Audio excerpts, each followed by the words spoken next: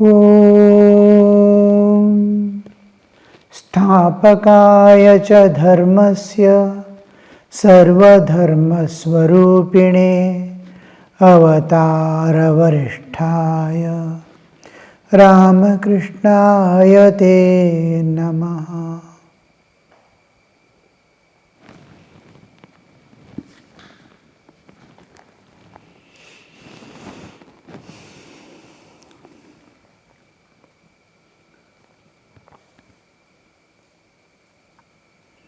Highest of all, within the head, the soul enthralling center is where shines the 1,000-petaled lotus, Mahadeva dwelling place. Having ascended to his throne, O spouse of Shiva, sit beside him. Thou art the primal power, O mother, she whose senses are controlled.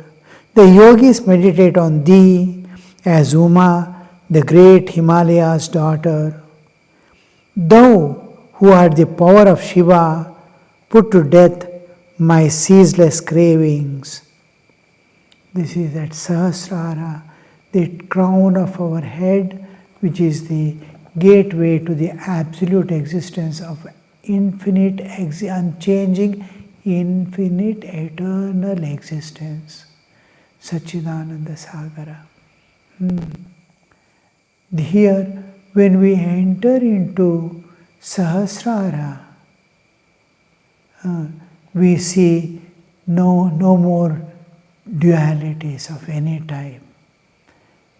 When we are entering itself, after we leave the Ajna, before we enter into the Sahasrara at the crown of the head, there is an intermediate place where we will be lodging ourselves, and in most of the sadhakas will not be able to reach the ultimate Sahasrara. We take the ordinary sadhakas, take a deviation from there to their right ear towards, because beyond there is a breakage. It is called Chandra. It's a chakra intervening between the Sahasrara and Ajna. There it gets locked up. The door is not open. One of the things is, if he enters there, he disappears. So there is a diversion place. We move rightward and climb to there are different bija mantras. It is almost towards the Karnendriya and climbing up. The Guru gives the mantra in the ear. That Karnendriya is always open to the absolute. That is why Shravana, Manana, Nididhyasana. Shravana is an important thing. That's why when a sadhaka doesn't speak to anyone anything other than spiritual matters, and doesn't like to hear anything other than divine things, because it gets contaminated as if he cannot climb up so easily. Shravana is constantly hearing all other things. Mind engaging in many of the things, lowly things of children playing this, that and all. These things will not allow him to climb up. It keeps the tied to the world in some form or other.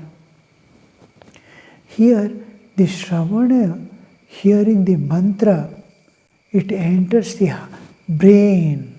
From Karnendriya, it enters the brain. It is exactly at the Ajna Chakra, the sense of hearing. Ajna Chakra to the right. And from there, most of the sadhakas, their guru direct them to the Sahasrara. So in between there is a chakra called the Chandra. There the nectar of Shuddha Chaitanya is experienced.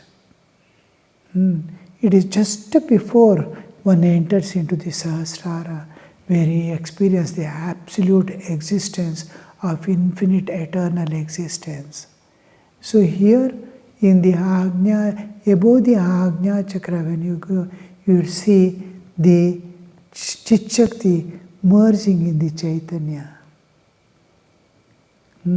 Here we see the Chit-Shakti which is there in the Ajna is slowly expanding into infinity. There is internal duality between Chaitanya and Chit-Shakti. These are very difficult concept to understand because Chaitanya cannot be understood by mind. What is infinity cannot be understood by the mind.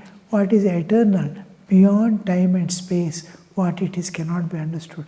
Still, we explain as we go, we'll be able to understand sometime. It is like teaching a blind man how to see how to call someone by sign, or when people call by sign, how to respond. All these things, we teach them. They have only Karnendriya, they cannot see. Suppose I call like this, they will not be, but they understand what is told, but they will never understand actually. Intellectually, whatever you tell, they will understand. Intellectually, they will create an understanding of that. Like that, we create an understanding to preserve it. Oh, that is the path we have to go somewhere. How to wake up from dream. If I teach, we understand how to wake up, but you cannot apply it there when you are in sleep. Like that it will be. But in understanding level, we are trying to understand this. Just to understand there is something beyond.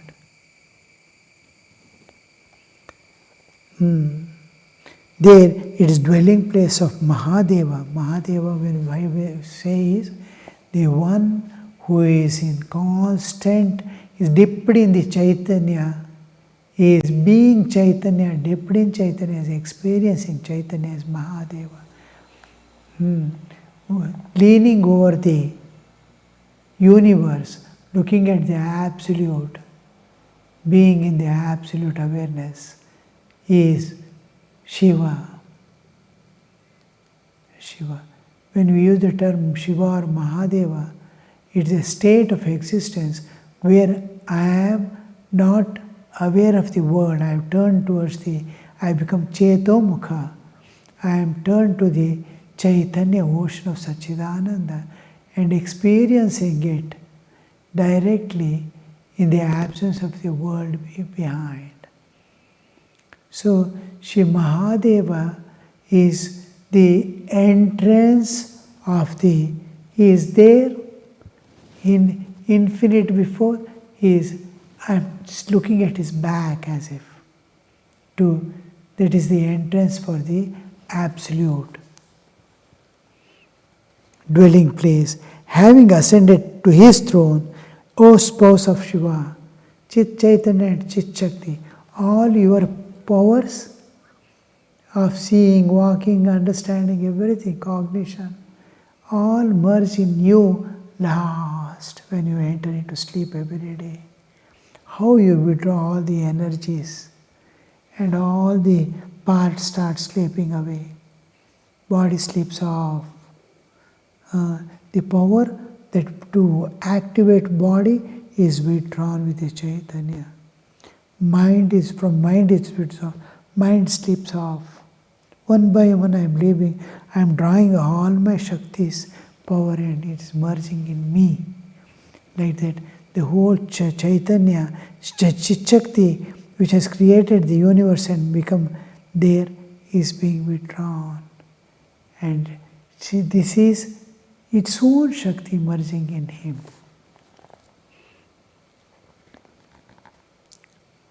The Divine Mother is explained at all levels of consciousness, that's all. We pass through all these levels of consciousness as we grow spiritually. The 6 planes of consciousness, finally the 7th is the Absolute.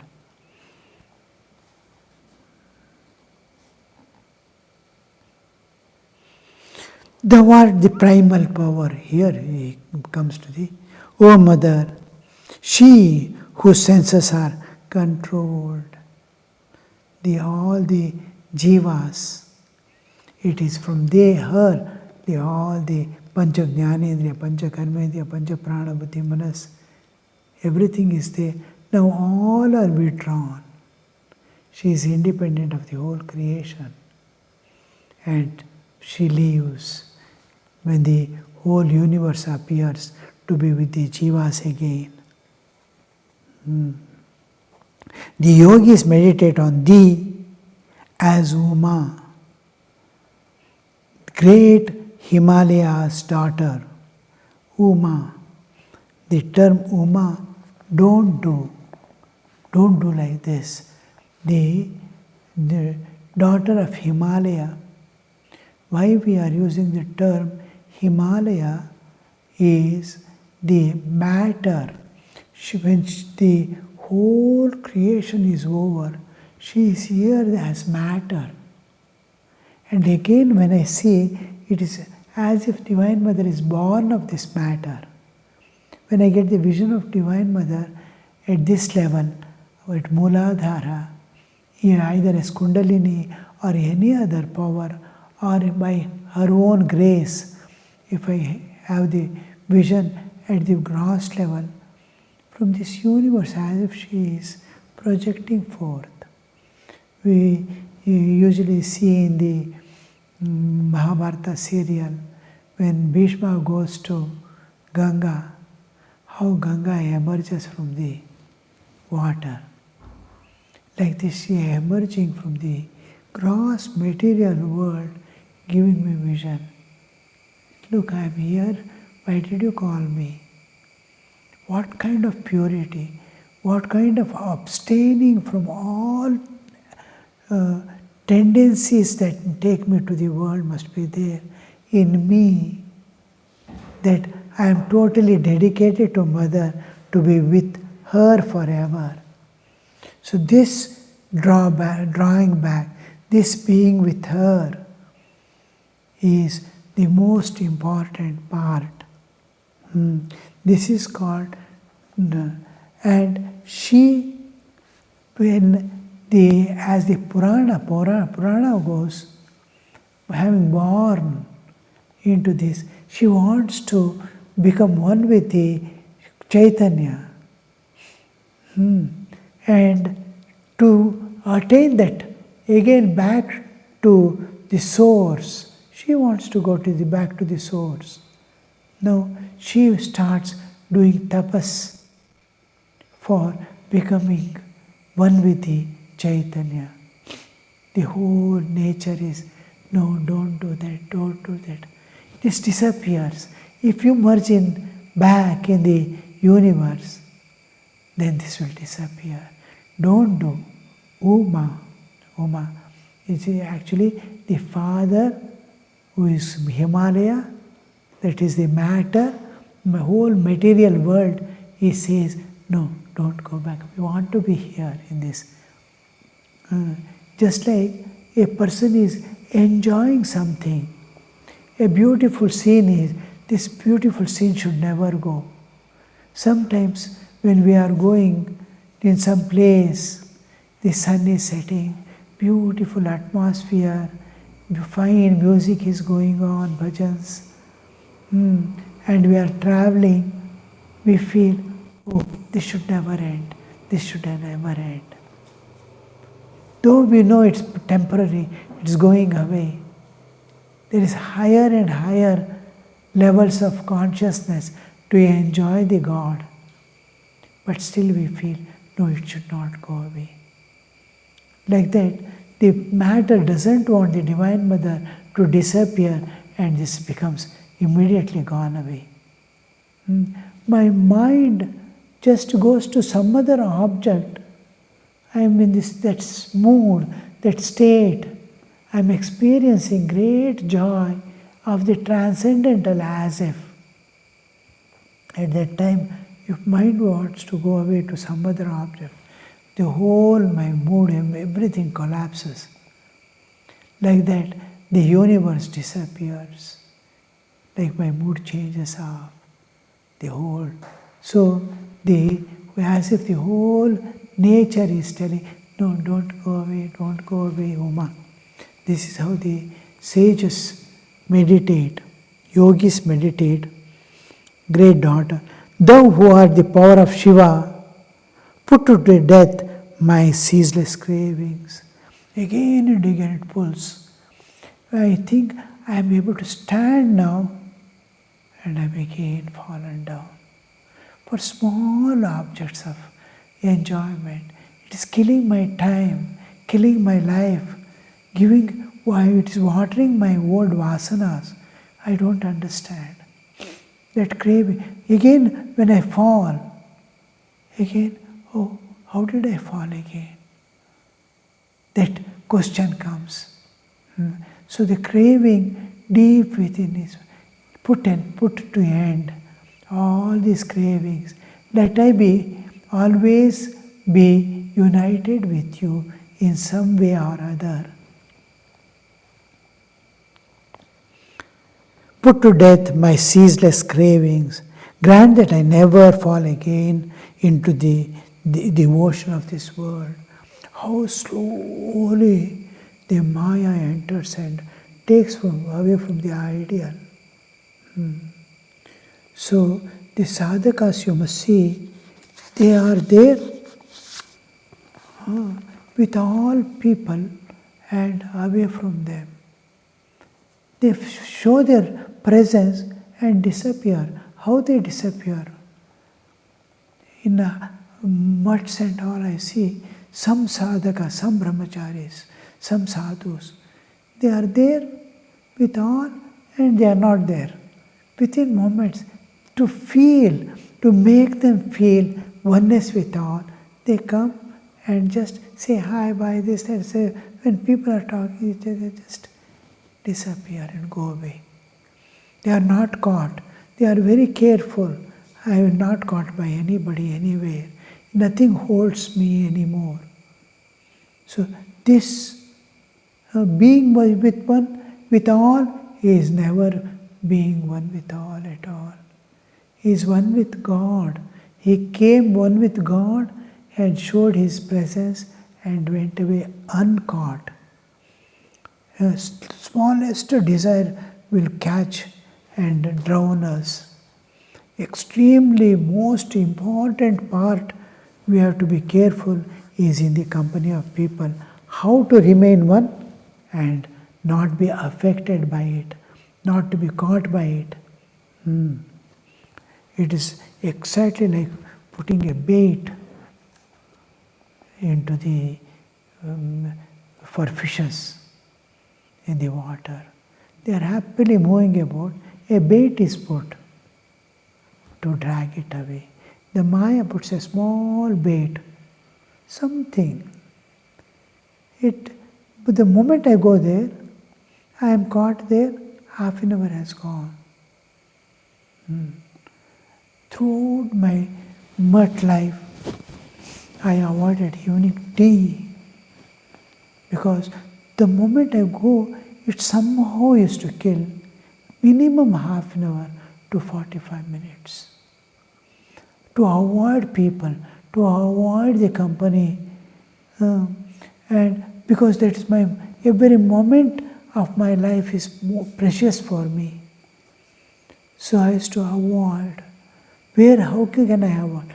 I will go and sit, open the shrine and sit there for meditation. Till the evening arati I have to make ready. Or any work is there, washing, cleaning, this, that, and immediately I will rush to finish up all those things. The 1 hour in the morning meditation, 1 hour in the evening meditation is sufficient for a jiva to transit. That 1 hour, nothing should affect. This 1 hour to spend, I have to be careful that I am not touched or caught anywhere or no impression is left in my mind throughout the day. If I want to meditate half an hour, 23 and a half hours, I must be very careful in the world. Nowhere I am caught. Nothing is left impression in my mind. I have not wasted time. I have not wasted anything. I have not wasted my energy.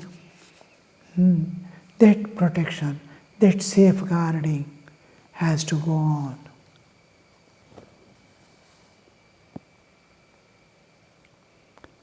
Grant that I never fall again into the ocean of this world.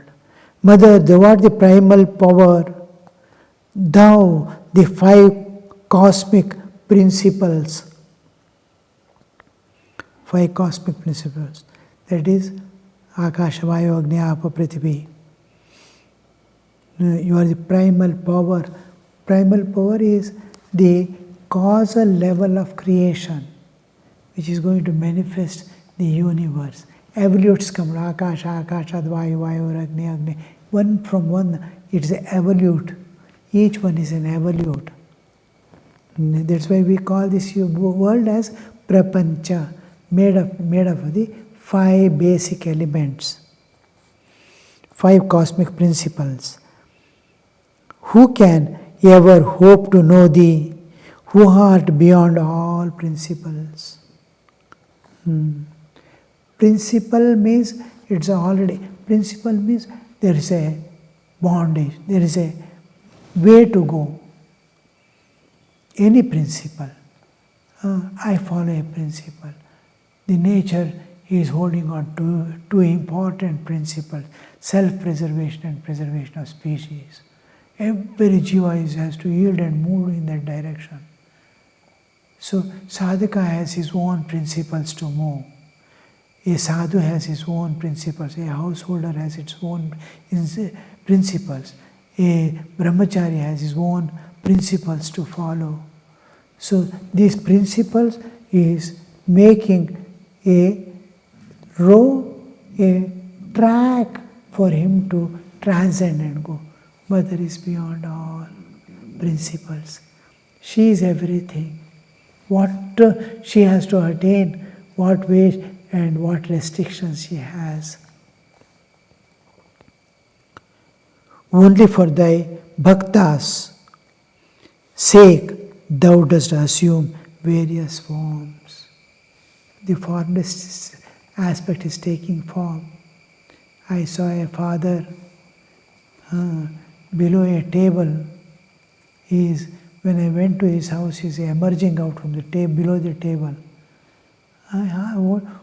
What were you doing? He was playing with his child. The child wants him to play below it goes below the cot. He has to go below the cot. He is playing. For the sake of the child, the father who is all capable and so much grown, who doesn't need, but he gets down to the level of child to play with the child. Like that mother takes the form for the sake of the devotee, because the devotee likes those forms. But when thy devotee's 5 senses merge in the 5 elements, Mother, it is thyself alone that beholds the formless truth. The last, when the Pancha Pranas go back to the causes, when the soul leaves the body, going back to the cause. O Mother, when thy devotee's 5 senses merge in the 5 elements, Pancha Jnanendriya, Pancha Karmendriya, Pancha Prana, all these merge back in their cause. Mother, it is thyself alone that beholds as formless truth. The devotee is all the the aspects of his existence. He is merging back and he is leaving the body. What is the final thing that he attains? He is free from all the things of nature, and his soul merges in the Divine Mother back to its source.